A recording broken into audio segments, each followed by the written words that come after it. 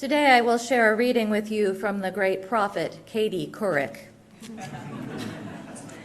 This is an article she wrote about the making behind the documentary we were all assigned to see, Gender Revolution. Just let me quickly ask, who had a chance to actually view it before coming? Good. And it's okay if you haven't. There's still plenty of time to see it, and I don't think anyone will be left behind. Katie says, I have spent the last several months immersed in a documentary for National Geographic called Gender Revolution. The entire process was life-changing and mind-altering for me, and hopefully for others to watch. The impetus for making the film was simple. I screwed up. When I hosted a daytime talk show, I did an interview with Carmen Carrera, a trans fashion model. And yes, I asked her a highly offensive question about her private parts. When the show was being edited to air on a later date, I asked the producers to keep the offensive question in so others could realize, with the help of another guest on that same show, Laverne Cox, how grossly insensitive it was. My efforts to provide a teachable moment for my audience failed miserably, and the backlash on social media was loud and harsh. Clearly, I had a lot to learn. I have come a long way since I asked Carmen that intrusive, cringe-worthy question. Some people might have thought I was crazy to go there again, but the more I saw gender issues becoming increasingly front and center in the news, the more I realized that there was so much I didn't understand. And I wanted to. It may seem like a no-brainer, but knowledge can be incredibly powerful and empowering. Needless to say, I learned a lot, that gender is not as black and white or pink and blue as I once believed. That scientists are just beginning to understand the biological factors that contribute to gender identity. That sexual orientation is a completely different ball of wax. That there's a huge generational gap in the way millennials and baby boomers view gender. That societal expectations vary from culture to culture, and full acceptance of those who live beyond the binary exists in places like Samoa. I learned why asking someone about their former self, known as dead naming, can be so painful to those able to finally embrace their true selves. I didn't get everything right. When I saw Gavin Grimm, who was featured in the film, he told me he liked it, but added, I wish you hadn't said I was born a girl. The person I was before making this film might have said, don't be ridiculous. The person I have become understands how hurtful such a description can be. I used to feel that the LGBTQ community could do more to help the rest of us understand. I often wondered, why can't they be more patient as we grapple with this new normal, whatever normal means? I even asked Gavin about this when I visited him at his home in Gloucester, Virginia. Preternaturally mature for 17, he told me, in essence, it wasn't his job to teach the world why he is the way he is. It made me realize what a burden it would be for me to have to explain myself to everyone I met. No, thank you. I'm still learning, but I'm grateful to everyone I met along the way. They were brave and generous and greeted my curiosity and at times ignorance with kindness and, yes, patience. Up close, they were just people who I'm now proud to call friends. No other qualifier necessary. So today we will be having a shared two-part sermon. And I will be in the second part. So now I would like to invite our own bassist and seminarian extraordinaire up to speak to us.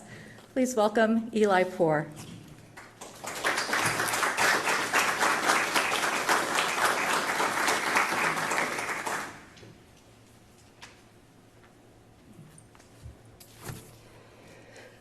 Good morning, everybody. So my name is Eli Poor, and I am a proud queer, non-binary member of U2C3. I'm a seminary student at Star King School for the Ministry, and I'm also a new member of the Trans UU organization Trust. I use they, them pronouns, and this morning I'm really tired because I stayed up way too late working on writing this last night. So for the past several days, since watching the Gender Revolution documentary, I've been thinking about what I wanted to talk about this morning, and I've had a really hard time deciding on just what that would be. Should I tell my own story of coming to terms with my non-binary gender identity within the last 5 years and how deeply this has impacted me and my family? Should I talk about how, even though I've been an active member of the LGBTQIA+ community since I was a preteen, for a while I was also confused about the difference between orientation and gender identity, and I feel the pain of cisgender folks when it comes to trying to understand some of these terms? Should I talk about how to ask someone their proper pronouns and about how frustrating it is to continually have people assume your gender identity and misgender you, and include the kind of funny, kind of embarrassing story, which I'm admittedly not proud of, about the time when I was newly out as non-binary and feeling particularly sensitive about this misgendering that was happening everywhere. And I called a cis male cashier bro at the mall, ma'am, continually and loudly, e.g., thank you for the change, ma'am. Have a great rest of your day too, ma'am, after he called me ma'am first, just to see how he liked it. And he looked really puzzled and confused, and afterwards I felt like a total jerk for taking my frustration out on this poor unknowing soul. Should I clarify the do's and the don'ts with regard to asking a trans person about hormones or top or bottom surgery? Spoiler, they're all don'ts. You wouldn't ask a cis male, so how's your penis today? So please don't ask a trans guy personal questions about his sensitive anatomy either. At this point, needless to say, I've written and erased what would in sum total probably amount to a shortish novel worth of stuff. So why all the difficulty, you might ask? Well, at this point, I'm one of only a handful of trans-spectrum church members here at U2C3, and I feel some pressure to communicate just how important this is. I know I can speak only for myself, but there's always pressure with someone from a marginalized identity to feel like we have to do justice in representing everyone. And this is just one of the things that folks from non-marginalized groups generally don't have to worry about. For example, I'm generally not called on to give my perspectives for white people. Another reason why I feel some pressure here is because that inclusivity in general, and more specifically, intentionally centering the voices and experience of individuals with marginalized identities, is something that is incredibly important to me. Even more specifically, I feel like promoting understanding and inclusivity within our congregation is of utmost importance, particularly when there are so many trans folks struggling mightily with basic acceptance of what could not even be considered their worth and dignity, but is more like their basic humanity. This congregation means the world to me. I want us to be the best that we can possibly be, and I know that I'm not alone in that. There are many folks here who are deeply committed to this goal as well, and who dedicate countless hours trying to ensure its achievement. Like many of you, I want us to embody our values. More than that, I want us to be a paragon of radical inclusion. I want us to be pushing ourselves to do more with regard to not only trans and queer inclusion, but also to counter white supremacy and classism and ableism and the awful xenophobia that's manifesting in the inhumanity toward immigrants taking place at the border and elsewhere in our country. I want to work here with all of you to challenge each and every oppressive system that privileges some at the expense of others, because I believe that by our faith we are called to do just that. I want us to be able to connect authentically to people in our community that desperately need a radically inclusive church, that need to hear from a religious voice that they are loved and valued just as they are, without any dogma or creed or conditions placed on that. For the past several days, I've struggled to be able to say the right things, to do right by my trans community. I want my words to somehow spur us all to action, or to maybe create some measure of understanding where before there was little, not enough, or none. I want everyone here to understand just how important this is and how loud our voices really have to be in order to counter the din of hate that so many of us experience on a daily basis from family members, from community members, from religious leaders and politicians. I want my words to be enough to make you want to shout from the rooftops over and over again, "Come in, we're so glad you're here. We recognize that you're beautiful and precious and have so much to share with us. We want you to know that we see you, all of you, and we embrace you, not in spite of who you are, but because of who you are.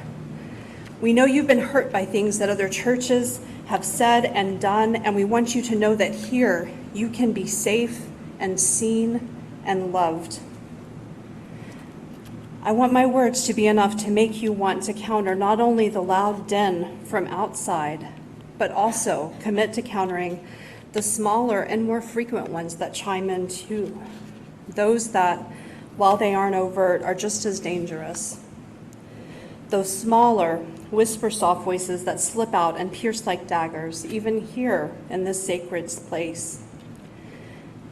They say in their own insidious, subtle way, "You're not important and you don't really belong. You're an outsider and are not and will never be one of us."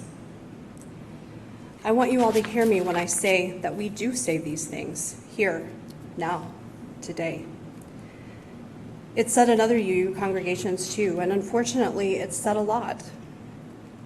According to a report on transgender inclusion within congregations from the UU organization Trust, 72% of trans UUs reported they do not feel as though their congregation is completely inclusive of them as trans people, with even higher levels experienced by those who are most financially insecure at 89%, people of color at 85%, young adults 84%, and non-binary people like myself 82%.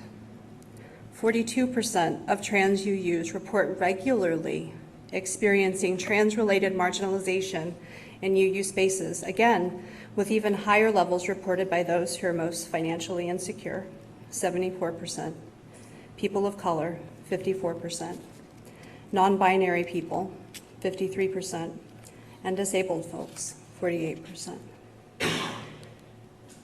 I want my words to be enough to counter these facts too. I've shared them before, but I want them to ring so loudly in this space and in other UU spaces so that none of us can rest until we've done something about it. I want my words to make everyone want to sit up, take notice, and listen to the voices of trans members and friends who have said in so many ways, both direct and indirect, both here and in other congregations, that we need to do more.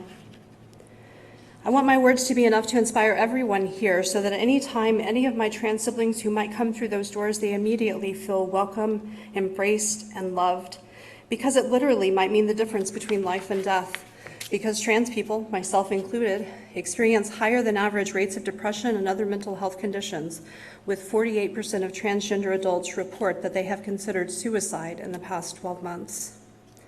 They might be reaching out for someone, anyone, to connect with, and to try and beat back that darkness for another day. When so many voices in the world are telling you that who you are is ugly, freakish, sinful, or wrong, is it any wonder that we are hurting so badly? If I could, with my words, undo all of that harm and hurt, I would do that too. Unfortunately, I realize that as much as I want them to be, my words and I were just not that powerful. And though I've had dreams about one day smashing open the doors to the cages of oppression and calling down the heavens on the heads of tyrants and bigots from the pulpit, the fact is that this kind of change just doesn't usually happen that way. It doesn't happen through reciting attention-grabbing statistics or by just wishing that we could undo harm. It's a complex and messy process because we all, as human beings, are complex and messy. We hurt one another. We let one another down. We make mistakes. We are flawed, imperfect creatures, trying our best to do better, to call each other to be our best selves, to learn from and with one another, to continually be willing to engage and re-engage in that process of discernment and growth. Much of this process requires us to simply listen to one another, to see one another not with eyes but with hearts, to be both strong and vulnerable enough to be willing to both see and be seen in that way, peering underneath so many layers to the soft and beautiful core of what and who we really are. Part of this process also is acknowledging what we are not, and owning the ways in which, despite our best intentions, we may have fallen short. It's having the courage to say and to hear that we can do better, and being willing to do the hard work, not because we feel embarrassed or obligated, but because we recognize that anything that keeps an individual from being a whole person with inherent worth and dignity also bars the door to wholeness for us. It is knowing deeply that we are incomplete without one another. We cannot covenant with each other and with all we hold sacred, as we promise to do each week, if a part of us and the sacred is not whole along with us or is missing altogether. And trans people are no doubt sacred. There are many others who are sacred as well and who yet remain separated. We have room and love enough for them all, as long as we are committed to do the work of creating it.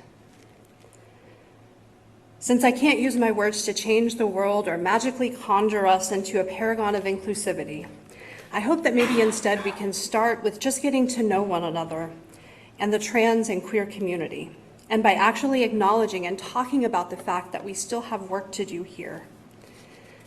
I hope that this documentary was a good start with regard to creating some understanding of concepts and language that admittedly can be confusing for some, and for creating the potential for conversations, but please continue to explore these ideas. We can't put the burden on an oppressed group to do the emotional labor of educating us.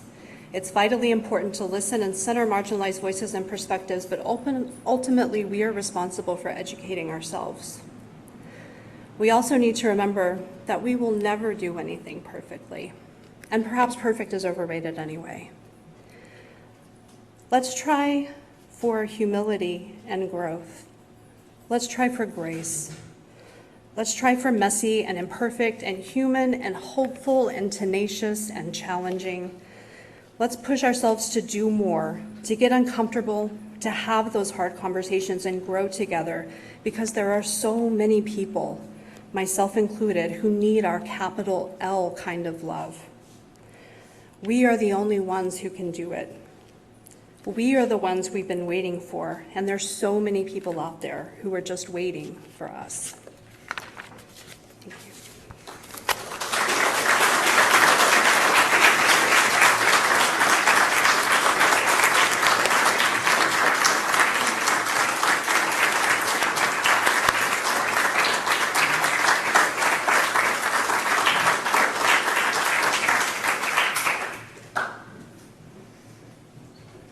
Any words I prepared for this morning have now been made meaningless and obsolete.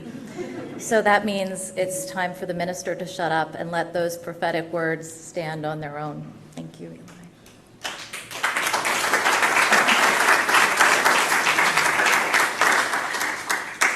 But what I would like to ask before we have our closing music is to just take a moment in silent reflection and prayer. I believe what Eli said so eloquently, and is something I've been thinking about a lot lately, is the tragic gap, this tragic gap between the people we profess to be and the people we are often in reality. Let's take a moment of about 5 silent breaths to think about one concrete thing we can all do to close this gap.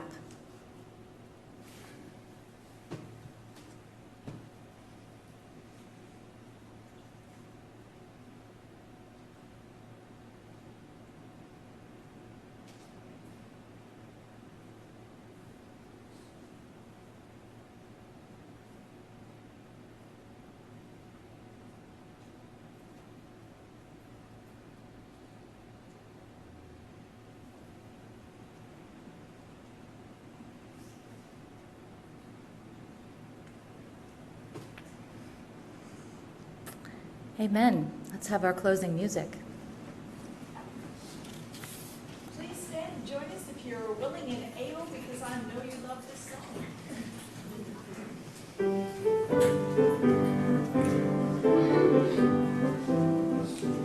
Love will guide us, peace has tried us, hope inside us will lead the way on the road from greed to giving. Love will guide us through the hard night. If you cannot sing like angels, if you cannot speak for thousands, you can give from deep within you. You can change the world with your love. Love will guide us, peace has tried us, hope inside us, will lead the way on the road from faith to giving. Love will guide us through the hard night.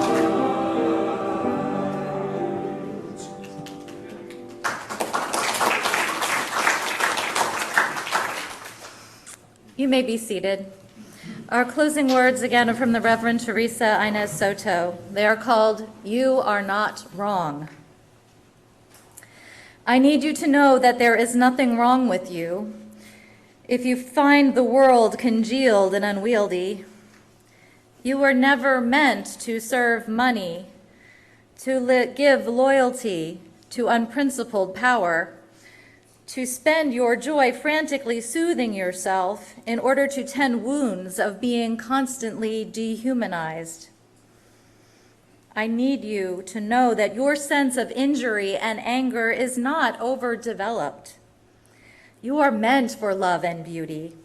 You belong where you are known and where your future is not just a resource, but a promise which you begin to fulfill by being unmistakably, unirrevocably yourself.